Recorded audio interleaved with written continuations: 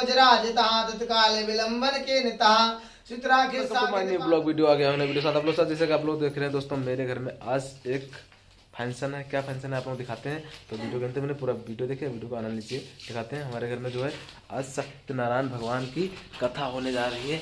ये हमारे पंडित जी बैठे हैं। पंडित जी क्या हाल चाल? बढ़िया है। और बताओ ठीक हो? हाँ।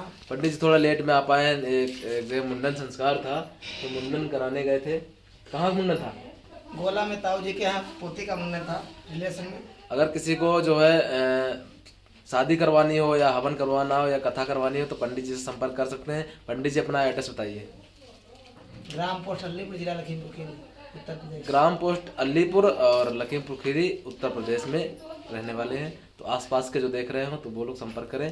बहुत अच्छे पंडित हैं। और देखिए आप लोग दिखाते हैं, कथा भी पूरी होगी तो आप लोग दिखाते हैं बैक कैमरे से। देखिए वीडियो का आनंद लीजिए। यहाँ पे ये पूरा सब व्यवस्था हो रही है। पंडित जी पूरी व्यवस्था कर रहे हैं। यहाँ पे देखिए कथा करने के लिए अपना हवन कुंड बना रहे हैं और जो है जो होती है विधि विधान से वो कर रहे हैं पंडित जी। और वीडियो में बने रहिए, आप लोगों को दिखाते हैं अभी जब कथा शुरू होगी तब। तो देखिए वीडियो आनंद लीजिए।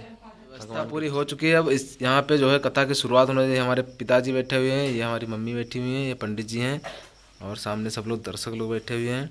और ये देखिए पंडित जी अब जो है कथा का आरंभ करने जा रहे हैं क्योंकि पूरी व्यवस्था हो चुकी है। व्यवस्था में भी टाइम लगता है।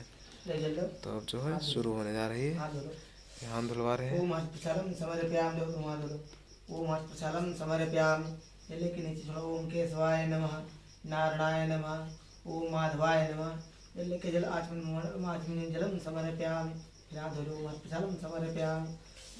ओम केशवाय नमः, नारायणाय नमः, ओम माधवाय नमः। मुख्यम श्री रामदूतम शरणम प्रपद्यन्त नमः। ओम सर्वमंगल मांगल्ये शिवे सर्वार्थ साधिके शरण्ये त्र्यंबके गौरी नारायणी नमोस्तुते सर्वदेवताभ्यो नमः। ओम समुख्य विदंतस्य कपिलो गजगणकलम लंबोदर सुविष्टो विघ्ननाशो विनायका धूमकेतु गणाधचो भालचंद्र विद्यारंभे विवाहे च प्रवेशने संग्राम संकट श्रीमन महागणपति। ये कथा शुरू हो चुकी है। पंडित जी हमारे यहाँ प्रकट कर चुके हैं अग्नि देवी को और देख सकते हैं। ओम भमाय नमः स्वाहा। ओम भमाभ्य नमः स्वाहा। इदं भमाय नमः स्वाहा। ओम बुधाय नमः स्वाहा। ओम बुधाभ्य नमः स्वाहा। इदं बुधाय नमः स्वाहा। ओम गुरुभ्यो नमः स्वाहा। ये हमारे भांजे साहब जो ध्यान से सुन रहे हैं कथा को। ये पंडित जी सुना रहे हैं इधर, ये सुन रहे हैं ओम शुक्राय नमः स्वाहा। क्या भैया कितना ध्यान से सुन रहा है भाई, हमारा भांजा है देखो। ओम सहस्राय नमः स्वाहा। ओम शनिश्चराय नमः स्वाहा। इदं सहस्राय नमः स्वाहा। ओम राहवे नमः स्वाहा। ओम राहवे नमः स्वाहा। इदं राहवे नमः स्वाहा। ओम केतवाय नमः स्वाहा। ओम केतवाभ्यो नमः स्वाहा।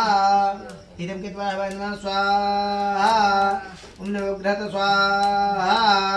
ओम भुव स्वाहा। ओम प्रजापति नमः स्वाहा। ओम देवताय नमः स्वाहा।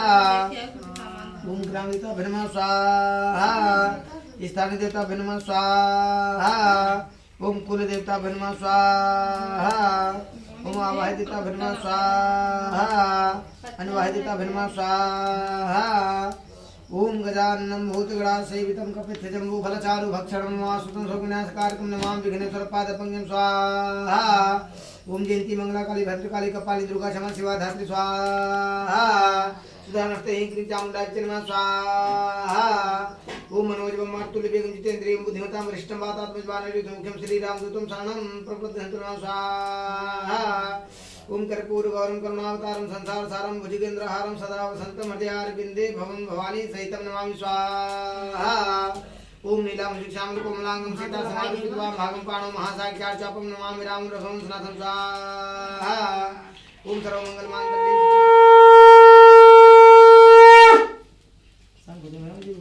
भैया जी अब जो है कथा सुना रहे हैं, सुनिए आप लोग। बोले कि वैष्णव पूज आप सबने प्राणियों के हित की बात पूछी है।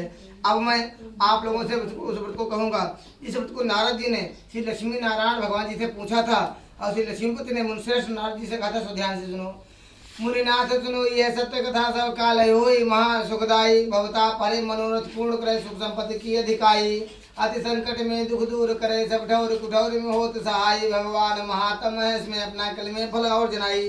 तो किसी समय योगीरा नारद जी दूसरों के हित की साथ अनेक लोग घूमते हुए मृत्यु लोक में पहुंचे। यहाँ अनेक योनियों में जन्मे हुए प्राय सभी मनुष्यों को अपने अपने कर्मों के अनुसार पीठ देकर सोचा कि कौन उनके करने से निश्चय ही प्राणियों के दुखों का अंत हो सकेगा। तो नारद जी कहाँ पहुंचे कि क्षीर सिंधु का बने मुनिनाथा जहाँ वह श्रीनिवास रघुनाथा क्षीर सिंधु पहुंचे वहाँ श्वेत वर्ण और 4 भुजाओं वाले देवों के ईश्वर नारायण को देख जिनके हाथ में शंख चक्र गदा पद्म तथा जो गले में वरमाला पहने हुए थे देखकर स्तुति करने लगे। हे भगवान आप अत्यंत शक्ति से संपन्न है, मंत्रता वाणी भी आपको नहीं पा सकती, आपका आदि मध्य अंत नहीं है, आप निर्गुण स्वरूप श्रेष्ठ के कारण भक्तों के दुखों को नष्ट करने वाले हो, आपको मेरा नमस्कार है। तो नारद जी से इस प्रकार की स्तुति सुनकर भगवान विष्णु जी बोले कि श्रेष्ठ आपके मन में क्या है, आपका किस काम के लिए यहाँ पर आगमन हुआ है, निसंकोच कहो। मेरा भांजा जो है सत्यनारायण भगवान की कथा सुन रहा है, ध्यान से देखिए। मनुष्य तुरंत ही शुभ होकर मरने पर मोक्ष को प्राप्त होता है। तो श्री भगवान के वचनों को सुनकर नारद मुनि बोले उस व्रत का क्या फल क्या विधान है, इस व्रत को पुरुषों में किस किसने किया है और किस दिन करना चाहिए। तो विस्तार से कही तो भगवान बोले कि राम कथा सुंदर करतारी संशय भी है मुड़ामन। भगवान का नाम जो है बहुत दुख सुख को दूर बहुत ध्यान से सुन रहा है, बहुत ध्यान से सुन रहा है कथा, संतान को देने वाला है, यह व्रत सब स्थान पर विजय करने वाला भक्ति और श्रद्धा के साथ मनुष्य किसी भी दिन श्री सत्यनारायण भगवान की प्रातः काल के समय एवं साय काल के समय ब्राह्मणों और बंधुओं के साथ धर्म प्राण को पूजा कर भक्तिभाव से पूर्ण वेद केले का फल सत्यनारायण भगवान की। बहुत ध्यान से मेरा भांजा जो है कथा सुन रहा है, देखिए। हाँ भगवान बोले कि गेहूं भक्तिभाव से नैवेद्य केले का फल घी दूध गेहूं का चूर्ण सवाले गेहूं के करने पर मनुष्य की इच्छा निश्चय ही पूरी होती है। विशेषकर कल काल में मृत्युलोक पर यही मोक्ष का सरल उपाय है। इति श्री स्कंद पुराण प्रथमोध्याय समाप्त। सत्यदेव स्वामी की जय, की जय, की जय, शंकर भोले बाबा की जय, गुरु महाराज की जय, जय भैया जय। ट्रेन चली ट्रेन। ओम श्री गणेशाय नमः। श्री व्यास शिवाजी कहते हैं मैं भी कथा कहता सुनो। ये ऋषियों जिसने पहले समय में इस व्रत को किया उसका इतिहास कहता सुनिए। फूल अग्नि पर अपने नगरी में एक अत्यंत निर्धन ब्राह्मण रहता था। वह ब्राह्मण भूख एवं प्यास से बेचैन होकर नित्य पृथ्वी पर भूमंडल पर घूमता रहता था।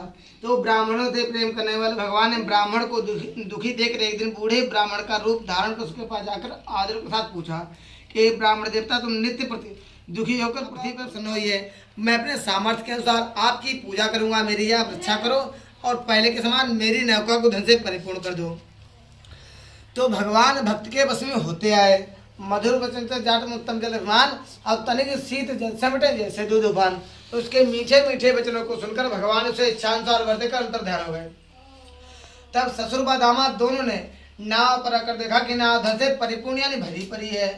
फिर वह भगवान सत्यनारायण का पूजन कर साथियों सहित अपने नगर को चला। जब वह अपने नगर के निकट पहुंचा तब दूत को घर भेजा। दूत ने साधु के घर जाकर उसकी स्त्री को नमस्कार कर कहा कि साधु अपने दामाद के सहित इस नगर के समीप आ गए हैं। लीलावती और कन्या कलावती उस समय भगवान का पूजन कर रही थी। तो बड़े हर्ष के साथ सत्यदेव भगवान का पूजन पूर्ण कर अपनी पुत्री से कहा कि मैं अपने पति के दर्शन को जाती हूँ, तू भी कार्य पूर्ण कर शीघ्र आ जाना। परंतु कलावती पूजन एवं प्रसाद को छोड़कर अपने पति के पास चली गई। प्रसाद की अवज्ञा होने के कारण भगवान सत्यदेव ने उसके पति को नाव सहित पानी में डुबो दिया। कलावती अपने पति को न देखकर रोती हुई जमीन पर गिर पड़ी। इस तरह नौका को डूबा हुआ तथा कन्या को रोता हुआ देखकर साधु दुखित होकर बोला कि प्रभु मुझसे मेरे परिवार से जो भूल हुई है उसे क्षमा करो। उसने विनती की क्या कि प्रभु शक्ति करे प्रहलाद गिरा प्रगटे नर के हरिखम महाज घराज गसो गजराज तहा तत्काल विलंबन के निता सुतराखित साखित पांडु बधु पटलोट निकोट निभूप जहा तुलसी भज सोच विमोचन को जको प्रणाम राखो का। इस प्रकार बनिए के दीन वचनों को सुनकर सत्य भगवान प्रसन्न हो गए। आकाशवाणी हुई कि साधु तेरी कन्या मेरे प्रसाद को छोड़कर आई है, इसलिए इसका पति अदृश्य यानी गायब हुआ। यदि वह घर जाकर प्रसाद खाकर लौटे तो इसे इसका पति अवश्य मिलेगा। तो ऐसी आकाशवाणी को सुनकर कलावती ने घर पहुंचकर प्रसाद खाया। फिर आकर अपने पति के दर्शन किए। तत्पश्चात साधु वैष्णव वही बंधु बांधुओं से सत्यदेव भगवान का विधि पूर्वक पूजन किया। फिर श्लोक का शुभ होकर अंत में स्वर्गलोक को चला गया।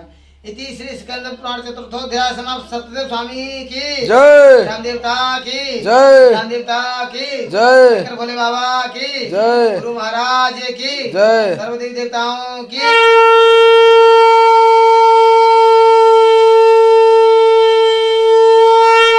पढ़ी जान दो। ओम जय श्री लक्ष्मी रमणा रत्न जटित सिंहासन अद्भुत छवि राजे नारद करत निरंजन घंटा ध्वनि बाजे। ओम जय श्री लक्ष्मी रमणा प्रकट भय कलि कारण तुझको दर्शे दियो बूढ़ो ब्राह्मण वन कर कंचन महल की। ओम जय श्री लक्ष्मी रमणा दुर्बल भीड़ करावे कृपा करी चंद्र तोड़े के राजा तिनकी विपति हरि। ओम जय श्री लक्ष्मी रमणा वैसे मनोरथ पायो श्रद्धा तज दीनी सो फल भोग्यो प्रभु जी फिर स्तुति के नहीं। ओम जय श्री लक्ष्मी रमणा भाव भक्ति के कारण मन में भक्ति करी मनवांचित फल दीनो दीन दयाल हरि। ओम जय श्री लक्ष्मी रमणा चढ़ प्रसाद सवायो कदली फल में बाद धूप दीप तुलसी से राजी सत्य देवा। ओम जय श्री लक्ष्मी रमणा श्री सत्यनारायण जी की आरती जो कोई नर गावे कहत शिवानंद स्वामी मनोवांछित फल पावे। ओम जय श्री लक्ष्मी रमणा स्वामी जय श्री लक्ष्मी रमणा। ऐसे आगे आए कि अपने आसने पर चारों टाइम हो जाओ। ऐसे आराम धीरे धीरे चलाओ।